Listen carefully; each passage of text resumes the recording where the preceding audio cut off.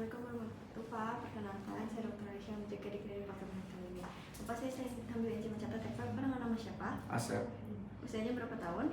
45 tahun. Jenis kelaminnya laki-laki betul ya Pak? Untuk alamatnya di mana? Bandung. Bandung. Pendidikan terakhirnya? S2. Untuk pekerjaan saat ini apa Pak? Dokter. Oh, Bapak ada keluhan apa Bapak datang kemari? Dada saya nyeri dok. Sejak kapan Bapak sakit dadanya? 3 hari yang lalu. 3 hari yang lalu. Itu lokasinya di mana Pak? Di dada tapi menjawar ke lengan kiri. Oh iya. Itu berlangsung berapa lama Pak kalau lagi sakit? Sekitar 10-15 menitan dok.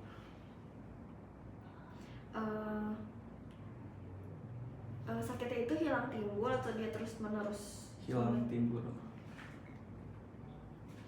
Ada nggak faktor yang memperingan dari si nyeri dada itu? Mungkin pada saat istirahat? Enggak sih dok, istirahat masih kerasa juga. Kerasa. Kalau ada yang nggak faktor yang memperberat, mungkin kalau lagi naik tangga gitu jadi lebih sakit. Iya dok, lagi aktivitas agak berat jadi.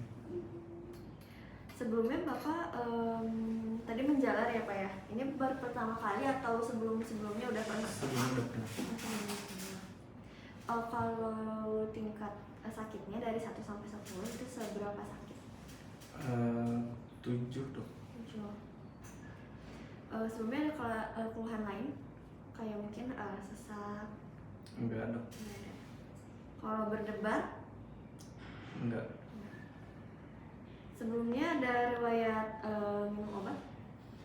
Sempat dikasih ini sih dok, beli paracetamol, cuman hilang sebentar terus kerasa lagi.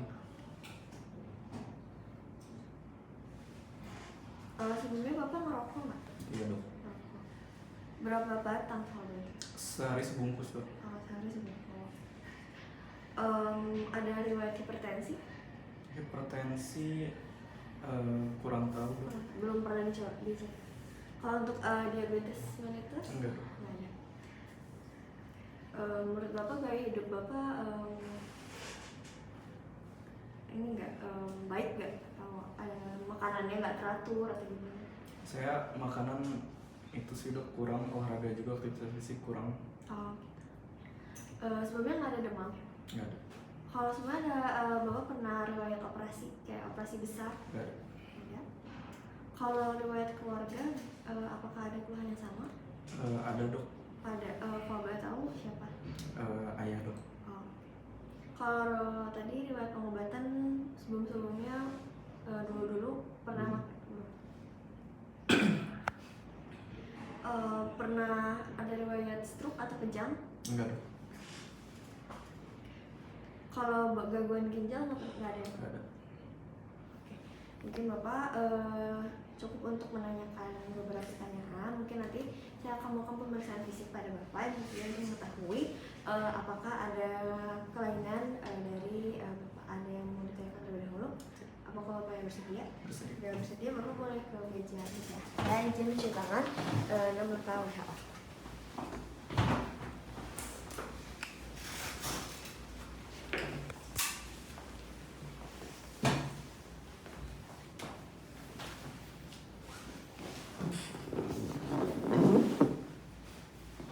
Bapak boleh dibuka ya Pak, punten bajunya.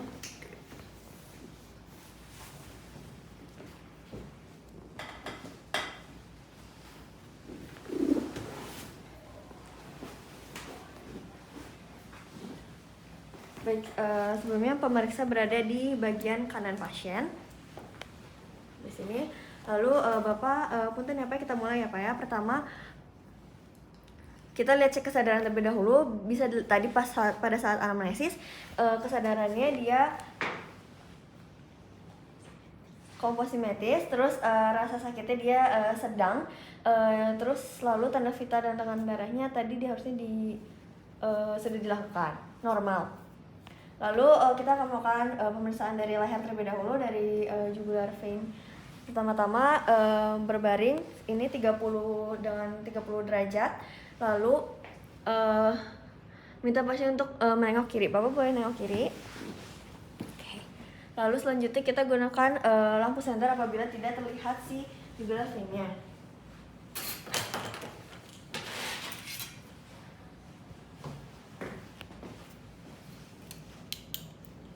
Kita lihat di sebelah sini. Selanjutnya identifikasi pulpasi vena jugularis internal apabila tidak dapat menumpukan pulpasinya. Lalu kita tentukan titik pulpasi yang tertinggi dari vena jugularis internal maupun eksternal.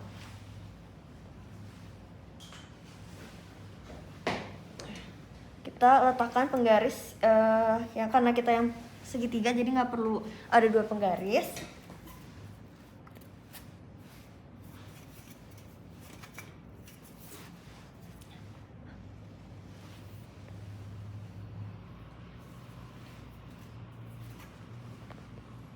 Ukur jarak vertikal dalam sentimeter di atas sudut dada tempat si benda horizontal melintas penggaris. Kan ya Pak?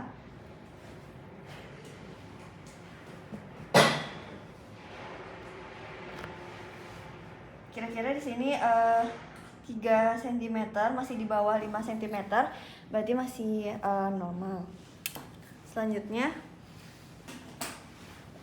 pemeriksaan dari denyut nadi karotis masih berbaring dan kepalanya masih 30 derajat. Lalu kita letakkan jari telunjuk dan jari tengah kita di karotis kanan di bagian sepertiga bawah leher. Kita tekan di posterior dan kita rasakan denyutnya. Bapak boleh hadap ke kiri lagi.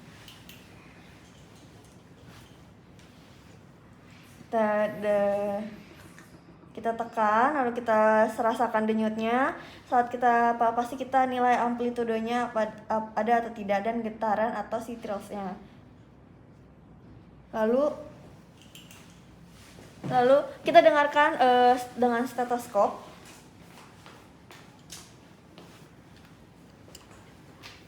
Apakah ada bruit atau tidak?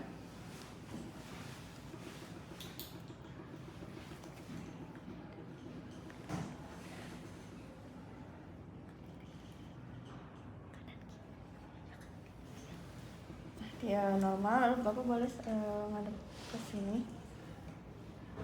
Kita dengarkan lagi denyutnya. Lalu kita pakai auskultar. Ya, tidak ada bruit, berarti normal. Lalu kita bagian lengan ke arteri brachialis, di mana Bapak tangannya boleh dilentangkan, diluruskan telapak tangannya ke atas. Lalu kita akan gunakan 2 jari lagi dan rasakan si dari arteri brachialisnya. Agak ditekan ini. Lurus, kita sejajar dengan kita rasakan juga denyut nadinya. Terasa. Lalu kanan dan kiri. Lakukan.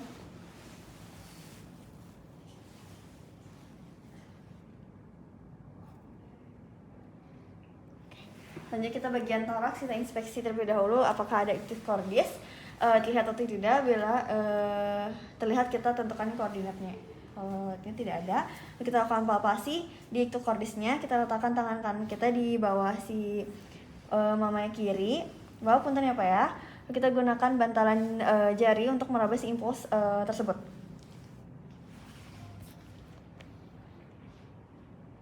Kita lihat lokasinya, nilai lokasinya biasanya di ICS 5 midclavicula, lalu diameternya pada posisi yang terlentang biasanya ikut si cordis mediator kurang dari 2,5 cm, lalu amplitudonya dan durasinya biasanya berlangsung sepertiga sistol.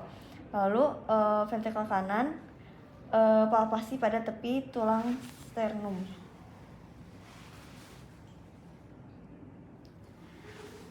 Selanjutnya perkusi batas jantung. Pertama kita dari batas kanan terlebih dahulu. Tentukan batas paruh hati, satu sela iga dan perkusi di medial atau kiri sampai ditemukannya suara sonor atau keredup.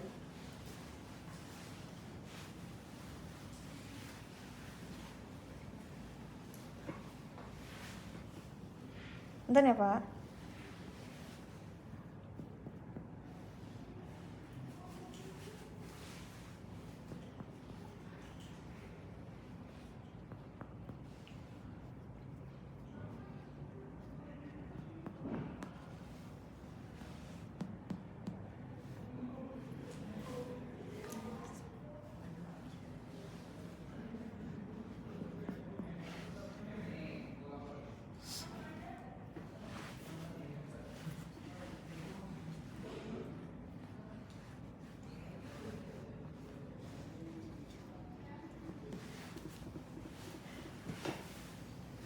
Selanjutnya auskultasi dari bunyi jantungnya.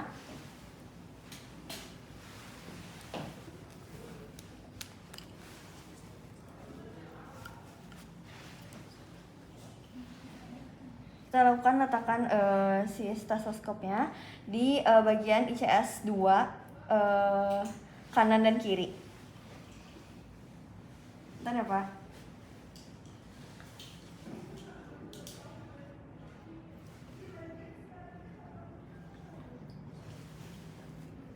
Terus pindah ke 4, 5 mitral tricuspid.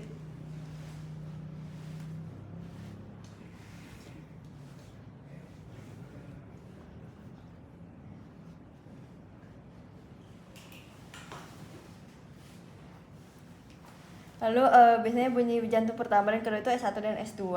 Kalau ada tambahan S3 dan S4. Biasanya juga ada bisa murmur atau trill gitu. Lalu kalau misalnya ada murmur, kita harus kenali juga saat terjadinya sistolik atau diastolik, bentuknya, terus lokasi interestnya maksimal, terus penyebarannya dan gradingnya. Lalu kita lihat pada pemeriksaan ekstremitas. Di sebelah sini, apakah ada edema? Terus kita lihat apakah ada clamping finger. Kita nih Pak.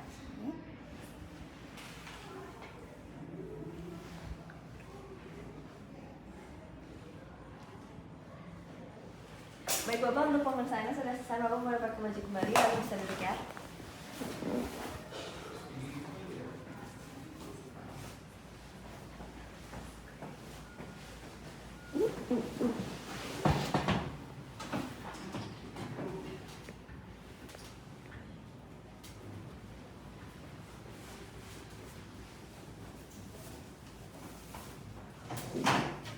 Baik, alhamdulillah Bapak, pemeriksaannya sudah selesai. Mungkin dari hasilnya itu masih dugaan bisa karena STEMI atau non STEMI, tapi mungkin kita harus melakukan pemeriksaan lebih lanjut seperti pemeriksaan EKG dan pemeriksaan lab lainnya gitu. Nanti mungkin saya akan konfirmasi kembali untuk pemeriksaan selanjutnya. Ada yang minta ditanyakan terlebih dahulu? Tidak.